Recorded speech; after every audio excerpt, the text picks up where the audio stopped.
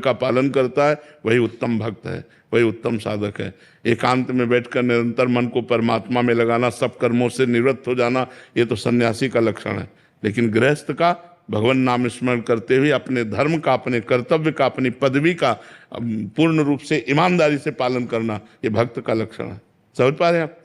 कि जैसे आप शुरू से साधना में रहे, तो मैं कहना चाह रहा हूँ कि कभी आपको भी किसी ने निरुत्साहित किया था कि तुम्हारे बस की बात नहीं, जैसे भजन सबसे डिफिकल्ट चीज है पूरे वर्ल्ड में? ऐसों का संग ही नहीं हुआ, हमारा संग हुआ है सिद्ध महापुरुषों का, जो निरंतर ब्रह्माकार भगवताकार, जिनके देखते ही आग लग जाए कि मैं परमात्मा प्राप्ति कैसे करूं, ऐसा संग ही नहीं हुआ। गंगा किनारे ऐसे लोग थोड़ी मिलते हुआ, तो सिद्धों का गढ़ है, एक से एक भगवत प्राप्त महापुरुषों के दर्शन होते रहे, तो एक नई आग जगती रही कि मैं कैसे इस सिद्धावस्था को प्राप्त करूं, मैं कैसे ब्रह्मबोध प्राप्त करूं, ये लगन लगी रही। ऐसे लोगों का संग नहीं हुआ भगवान की कृपा से। मेरा प्रश्न मतलब इसमें ये था कि अब जैसे हमें लोग मिलते बड़े हमारे, तो आप बोलते कि सलाह लेनी जरूरी, कि क्या करना चाहिए?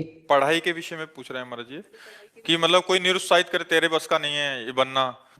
नहीं, ऐसे नहीं मानना चाहिए। नहीं, आप सब कुछ बन सकते हो, आप सब कुछ कर सकते हो। जब हमें मनुष्य जीवन मिल गया तो हम कुछ भी कर सकते हैं, बहुत अच्छा कर सकते हैं, बहुत बुरा भी कर सकते हैं। तो हमें अच्छा सोचना चाहिए, किसी के निरुत्साहित करने से नहीं, किसी के निरुत्साह, अपने उत्साह को भगवान से जोड़ना चाहिए। तभी कह रहे भगवान से कनेक्शन रखो।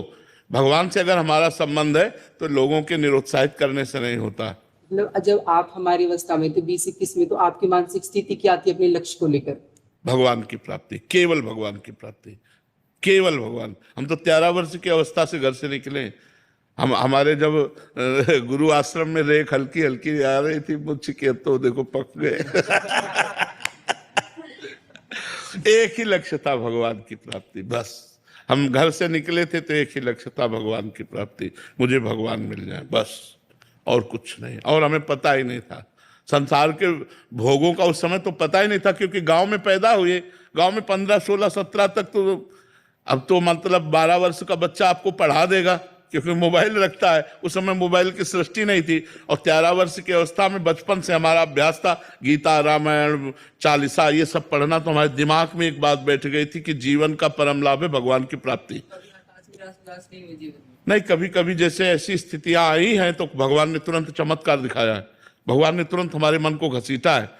जैसे कई बार निराशा आई कि मतलब ऐसी परिस्थिति, इतना कष्ट सह रहा हूं फिर भी कुछ अंदर अनुभव में नहीं आ रहा है, बड़े उदास हुए, खिन्न, तो कोई न कोई संत आ गए और ऐसा उपदेश किए कि एकदम मन में फिर उत्साह हुआ, फिर आगे बढ़े, फिर आगे बढ़े। अब तो कोई ना उत्साह की ना निरुत्साह की, इनका कोई महत्व नहीं रह गया। अब उत्साह का भी और निरुत्साह का कोई महत्व नहीं रह गया। चाहे मन विषाद युक्त हो या हर्ष युक्त